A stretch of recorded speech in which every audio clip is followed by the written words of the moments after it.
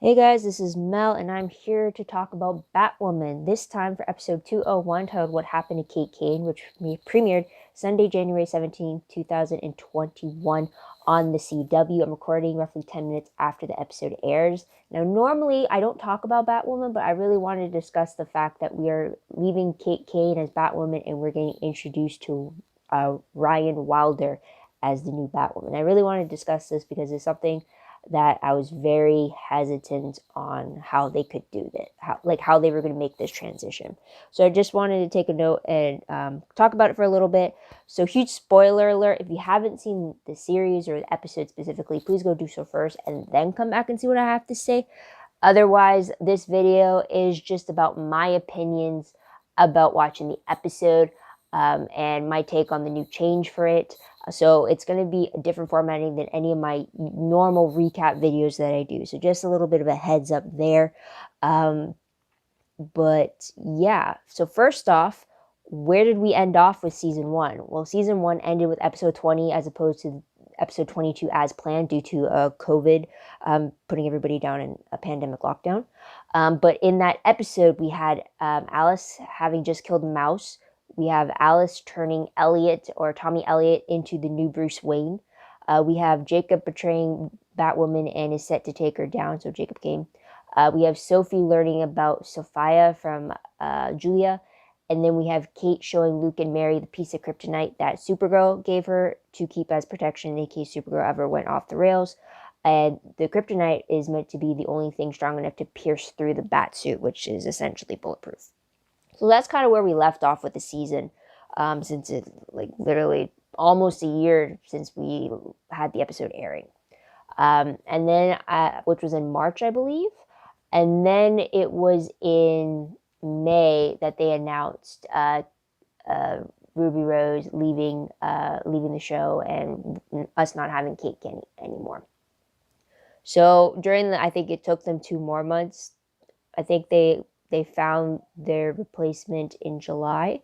But during that time period, I was trying to figure out, well, what could they do? Like, how could they handle the replacement of Kate Kane, or how are they going to deal with this type of thing?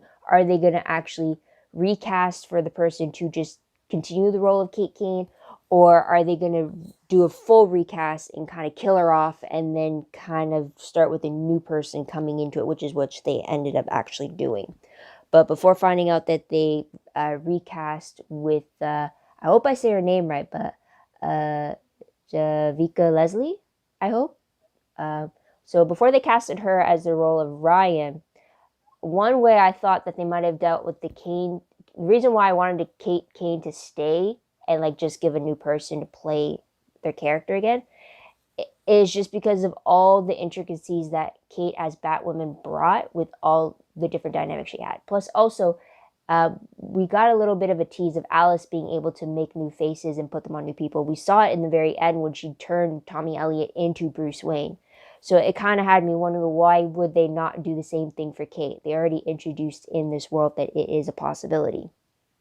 So why would they not have a scenario where Kate would need to don a different face and then kind of take on a new identity and pretty much hiding in plain sight kind of a thing? That way we would still have the character Kate Kane and all the different histories and backstory she has with all the characters that were established in season one.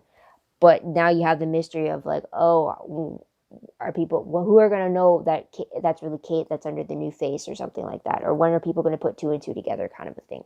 It's kind of like, I thought maybe it would do similar vibes to what season 2 of the originals had done. That is where we got a lot of the Michelsons returning in new bodies, and yet we still had the character of the Michelsons still playing through until it came time for their original actors to come back to play the character that was originally cast for them. So that way it wasn't like, oh, I'm going to kill the character off. It's like I can still play with these characters and I can still see these dynamics forming. It's just with different faces doing it. So that's kind of what I thought we were going to go into it, and it would keep all the dynamics in place, because if they would replace Kate completely, that eliminates the tension we would have got from her father finding out that she was Batwoman. I was still waiting for that moment where he would realize that Kate was the one under the mask. It would also it would also eliminate the tension that happened between Kate and Alice because they were twin sisters on opposite sides of the law. And that's one of the main reasons I really like the show, was because you didn't really know whether, like, what would be the tipping point for Kate to really turn against Alice, or what would be the tipping point for Alice to maybe not target Kate, or like, there's always that whole blood is thicker than water thing between the two of them.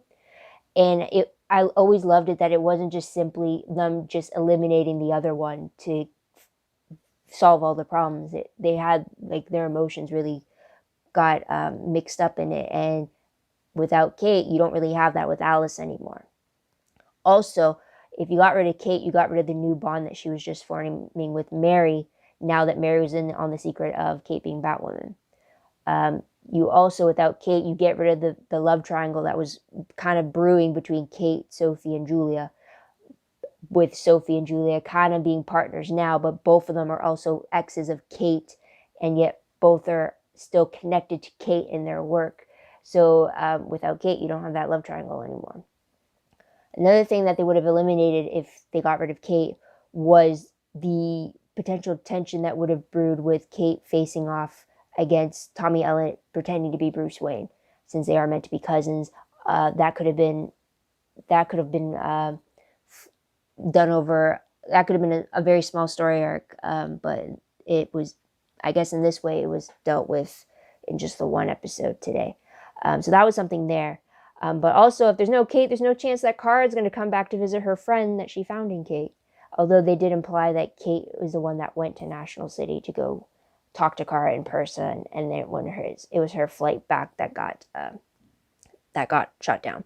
Which is the opening of this premiere, is the fact that they implied with the plane crash that that was Kate's flight. The bat suit was on board. Ryan finds it when she was near the wreck site of the plane that kind of dropped down on her. But Kate's body's not found, and yet the suit was. So they do imply that she was meant to be on board. So I still found that a little odd. Like, in some of the interviews I've read, they said that the decision to recast and have Kate's disappearance playing a major role, I find it kind of odd that they didn't just reveal it in this episode that, like, she is dead. Instead, they have it that she's missing, but everybody assumes that she's dead because either everybody's been given up or they're reacting as such. And then, so it was just like, it was weird because now I'm left wondering, well, if everybody thinks she's dead, it's either another Bruce Wayne incident with the real Bruce Wayne where he just disappeared and nobody's heard from him and they're all worried, or if it's going to be another Alice thing where she's been gone for so long, everyone assumed she's dead, and she's going to come back being very different and, like, kind of crazy in the head. So it's like they kind of done it both ways. So for Kate, it could literally be both ways if she is actually still alive, because of the fact, like, I don't know if, like, Ruby Rose left the show permanently, because I know she left saying that she needed time to recover. But would they have Kate? Like, I don't know how they're dealing with the disappearance. And after today's episode, a part of me kind of wanted to get the confirmation that Kate was dead, and now it's the mystery behind of, like, okay, what killed her? Because it kind of got implied that Sophia was behind it through her message to Alice. So yeah, I'm still on the fence on how they still dealt with Kate's exit specifically. But with the introduction of who Ryan Wilder is, I thought they did a pretty good job. I mean, it was very interesting how they're able to reveal what they did without making it seem expositionally, because to all the characters we know already, this girl really is brand new. So the only way that we're going to learn anything is if when they learn something. So I thought it was very interesting how they did it. She's an ex-con who spent 18 months in jail for a frame job by some dirty cops. She's a former martial arts teacher. She's having trouble finding a job. She's having trouble finding a permanent address, so she lives out of her van. She lost her 18 months prior, I believe. She lost her adoptive mom due to the Wonderland gang, so Ryan is targeting Alice because that's who she blames. So that's one way to connect Ryan back to Alice. Also, she survives the kill shot meant for her by the kryptonite, and yet at the very end of the episode it shows that she hasn't healed and that these weird green veins are now spreading out. So I'm kind of wondering, does this enhance her somehow? Does the kryptonite affect her in some way, shape, or form? I don't know. I'm very interested to see where she goes with this. I do like how with Ryan, she literally is the opposite of Kate, where Kate came from wealth and she was fighting for her city, and yet she was still fighting for her city. And then Ryan is like coming from nothing, and she literally has to fight her way up and to become the hero that Kate left her mark on. So I'm really interested to see how Ryan does it. There are a few instances where I'm like, okay, maybe she's a little too newbie for this. Kind of like one thing that kind of made me cringe was when she was taking on those thugs in the alleyway for the first time with the bat suit on, and she literally did not know how to work the suit. It's like, granted, okay, the suit's new to you, but I don't know if it's just my logic, but like if I just found a super suit and I knew there was gadgets involved and I didn't know how to use it, I would personally want to maybe like take it out back, put it on when no one's around, and kind of like play around to see what does what first before actually taking it in the field for the first time for a test run, because I'd want to know what button does what instead of what Ryan did with her first time being out in the field, where she could have potentially killed herself or even other people without even knowing how to use the suit. I mean, like, what if she hadn't known that the suit was bulletproof and she had a whole bunch of these bullets flying at her? She would have been dead. So if, like, for me personally, if I was in Ryan's shoes, I was like, I would have taken the suit out for a test drive on the down low first before actually engaging in an actual fight with somebody. So that was just me there. A little critiquing on like more of a character choice for her. But I really did like it when we did see her learning more about Kate and kind of seeing from her point of view, like how she viewed Kate as a hero, or like because she was accused of not knowing who Kate was, and then she took the time to get to know her kind of the same way that Mary took the time to get to know Ryan. And I really liked how that was done as well too, just to show that kind of the parallels between the two of them without them realizing that there's parallels. Or because with Mary's research on Ryan, you could see that there are parallels and similarities between her and Kate. But when you see Ryan reading about Kate, she doesn't see those parallels. She automatically sees Kate as being a hero, but she doesn't associate that she could be a hero too. So it was very interesting type of a sequence there that they did, which I really liked to see. Also, I don't know if everyone else got the vibe though, but when Ryan, it was that bathroom change scene when Ryan was just about to put the cowl over on her head and she holds it right above her head. And then, of course, they do a shot. They cut to a different shot and they cut back to her and she's wearing the mask. And then she says, like, time to be powerful. When she put the cowl above her head, I immediately remember Power Rangers, where they'd always take that pose of when they're about to, like, when they have the suit on but the helmet's off. They always put the helmet on above the head and then straight down, and then it's them directly having it on as if it was like a quick transition kind of a thing. But that stance immediately had me thinking Power Rangers, and I'm like, oh yeah, that kind of fits. That really fits. Okay, so there is that. So I am excited from what I saw of Ryan on how they could take it. I mean, she gave the suit back. So I don't know how she's going to actually take up the mantle. Or maybe she goes back to them when her wound becomes infected in some way, shape, or form. Don't know if that kryptonite is going to affect her permanently. Maybe, I don't know. But otherwise, in regards to the other storylines that were touched upon in this episode, we do have the Batwoman team realizing that Tommy Elliott is pretending to be Bruce Wayne and that he was actually arrested and sent back to Arkham Asylum. Also, she kind of pretty much punched his new face right off of him, which is kind of gross, which could kind of explain why maybe Kate getting a new face wasn't really the best choice, because then she would have to face the possibility of that happening to her every time she suited up as Batwoman. And that would have just looked disgusting anyway, so there's that. Also, we have Alice telling Jacob that Kate was Batwoman, which I was actually surprised about. But I'm wondering if that will backfire when Ryan turns up as Batwoman and he's going to question, well, like, Alice lied to me. She's not, Kate wasn't Batwoman. But then you also have Kate leaving a letter to Sophie revealing the fact that she's Batwoman and that she loves her, which hurt. Now, for that letter, I wish it was done in Kate Kane's voice, just to have that one cameo at least. But I'm wondering if that letter will be later used to show Jacob that Kate really was Batwoman and then maybe she really is gone.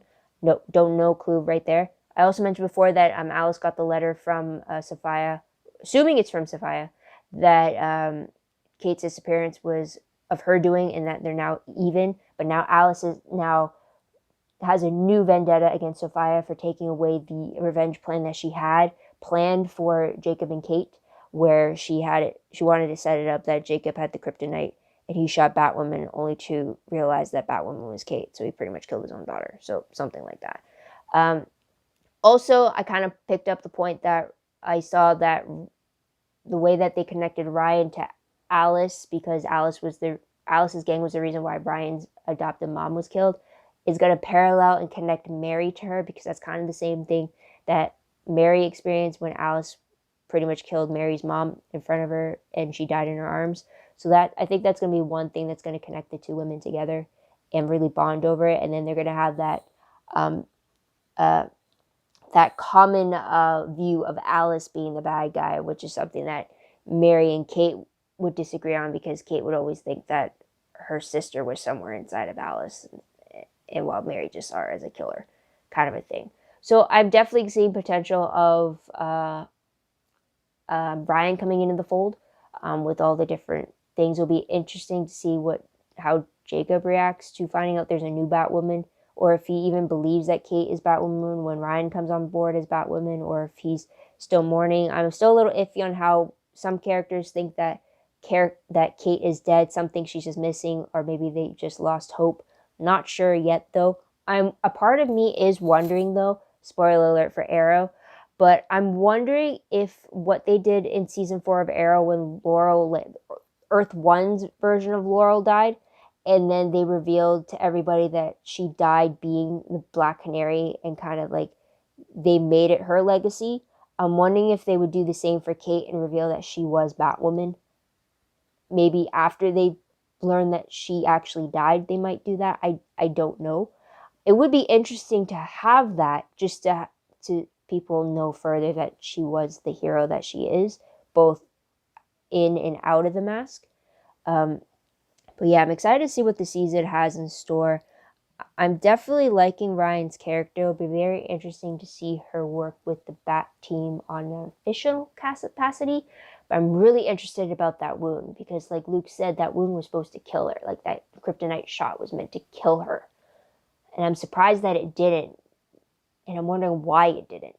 So maybe there's something actually special, like genetically special about Brian that we don't know about. So I'm interested to see that. The only thing I really hope for is that there's nothing romantic happening between Sophie and Ryan and Leslie, or not Leslie is her name, and Julia. I don't want that happening at all, because then that's too much of a coincidence. You already have Ryan having teamed up with Luke and Mary. Just keep it at that.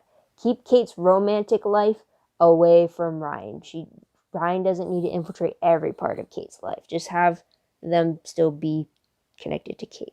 Otherwise, I'll be good. I think I'll just leave it at that, guys. But what did you think about the season 2 premiere? What do you think about the new introduction of the new Batwoman?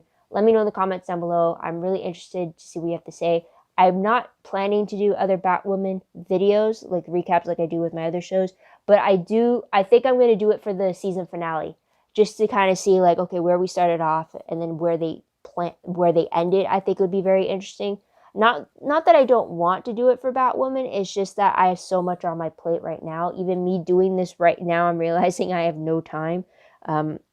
If you haven't followed any of my other videos, I'm in my final semester of a script writing program where I currently have 3 of my own original scripts in the process of being written, and I'm it's like the last stretch of like my semester. So it's like I'm really in the thick of the script writing phase, where it's like 2 of my pilot episodes. I'm like, I need to fully write the full episode script for that. For my feature script, I have to write the second half of it all within a short amount of time, like within the span of the next 5 weeks. So I really have to get down to it. But that's where my focus will be, and that's why I'm not doing the weekly Batwoman recaps. But I will do it for the finale. I just got to figure out when that finale is. But click on the bell for any notifications, and because I know my uploads are not consistent. So put on the bell so you can be notified when a new video posts. Comment on this video, like this video, subscribe to my channel. Check out my other videos if you haven't done so already. If you want, check out my Tumblr. Link for that is down below. Anything I post online is connected to Tumblr. A little more organized. Or also WordPress too. Link for that is down below. Anything I post online is connected to WordPress. For Tumblr, I reblog, promos, web clips, quotes, GIFs, synopses, news, all the good stuff off in one place. It's been a while since I've had to say that. So go check that out there. Both of them need to be updated, but I did try to do a quick update during the holidays. But yeah, school is now in full priority mode right now, but I did want to record this while it was all still fresh in my head. So until next time, guys, thank you so much for listening in on my thoughts. But I hope you come back and check it out next time. Sorry, I'm rambling now. I don't know what I'm talking about now. Okay, I'm just going to end it there, guys. So please have a great day wherever you are, and please stay safe during the pandemic and wear a mask. And I'll catch you guys next time. Bye.